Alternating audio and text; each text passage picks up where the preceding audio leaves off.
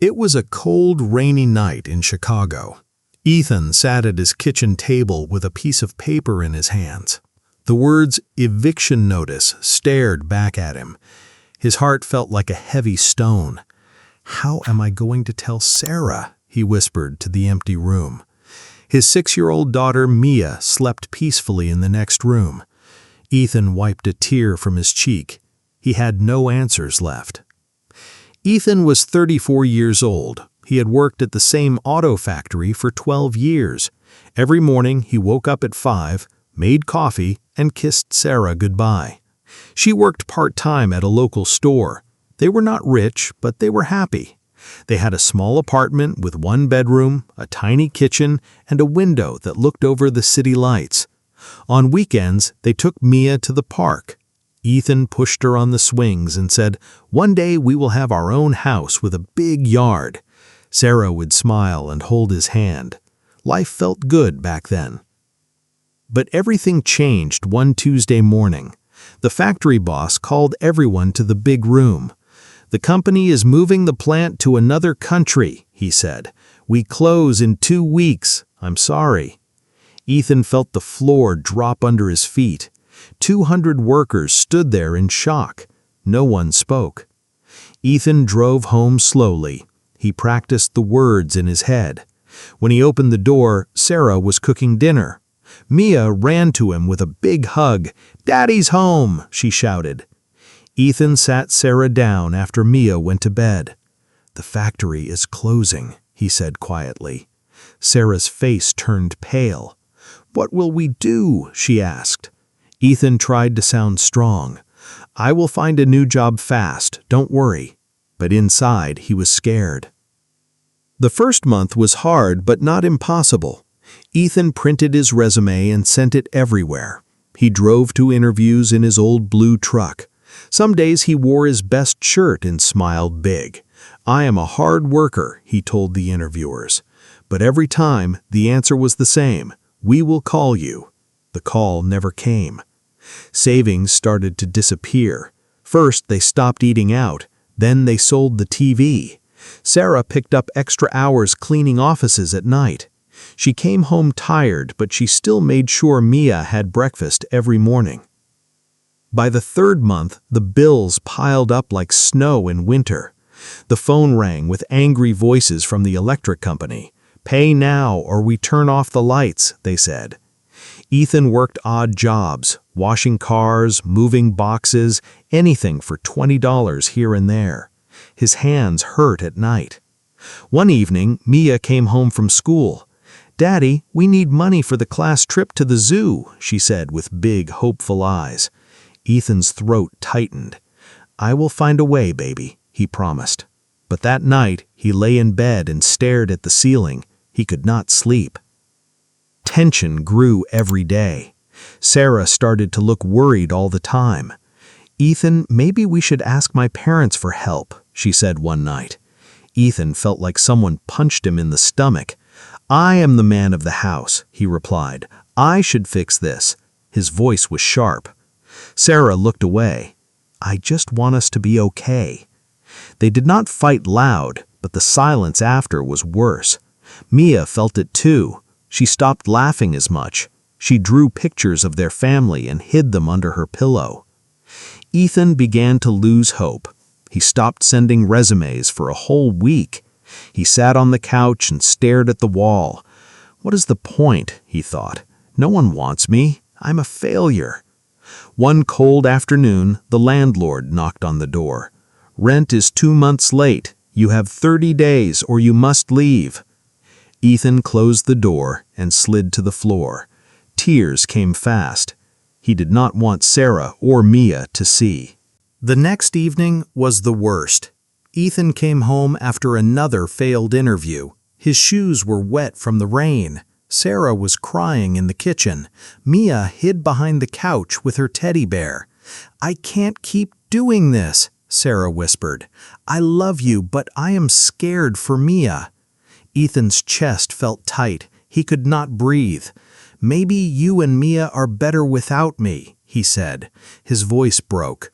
He grabbed his jacket and walked out into the dark street.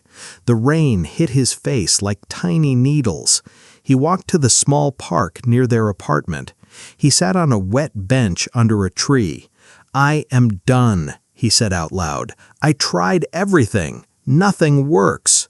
He thought about his own dad, who had worked 2 jobs when Ethan was little. He remembered his dad saying, "Son, tough times do not last. Tough people do." But right now, Ethan did not feel tough. He felt empty. He pulled out his phone to call Sarah and say goodbye. Just then, a small voice called from the darkness, "Daddy?" Ethan stood there in her pink raincoat, holding a piece of paper. Sarah was a few steps behind, watching quietly. Mia ran to him and climbed onto his lap. "I made this for you," she said. She opened the paper. It was a crayon drawing of the 3 of them holding hands. Big red letters said, "Daddy is my hero. We can do hard things together."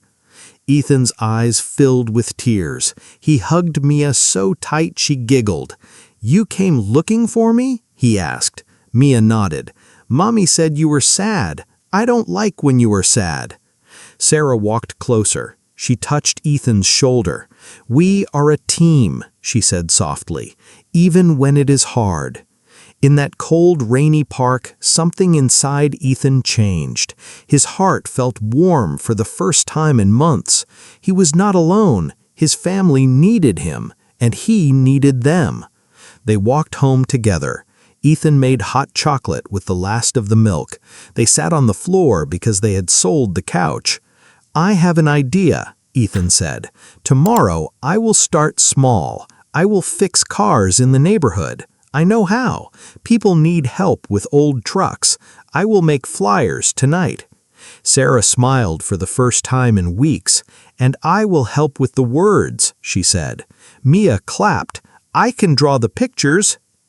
The next morning, Ethan woke up early. He did not feel like a winner yet, but he felt something new, hope. He made 10 simple flyers on paper from the library printer. "Car repairs by honest mechanic. Cheap prices. Call Ethan." He put them on doors and in mailboxes. That same day, an old neighbor called.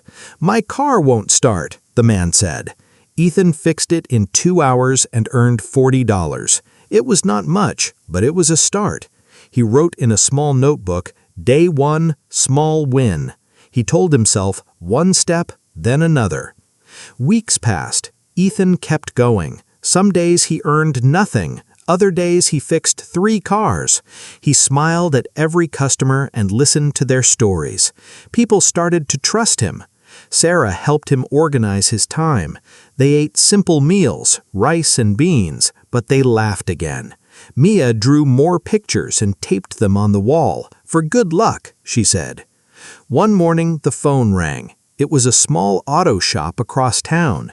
"We heard about you from Mr. Johnson," the owner said. "Can you come for an interview?" Ethan wore his best shirt. He looked the man in the eye. "I lost my job, but I never lost my skills. I work hard for my family." The owner smiled. "You are hired. Start Monday." Ethan drove home with tears of joy. He ran inside and lifted Mia high in the air. "We did it!" he shouted. Sarah hugged him tight. They were not rich yet, but the eviction notice was gone. The lights stayed on. Most important, they had each other. That night, Ethan sat on the edge of Mia's bed. "Thank you, baby," he whispered. "Your drawing saved me." Mia smiled. "I knew you were strong, Daddy." Friends, this is how Ethan stayed motivated when life got really tough.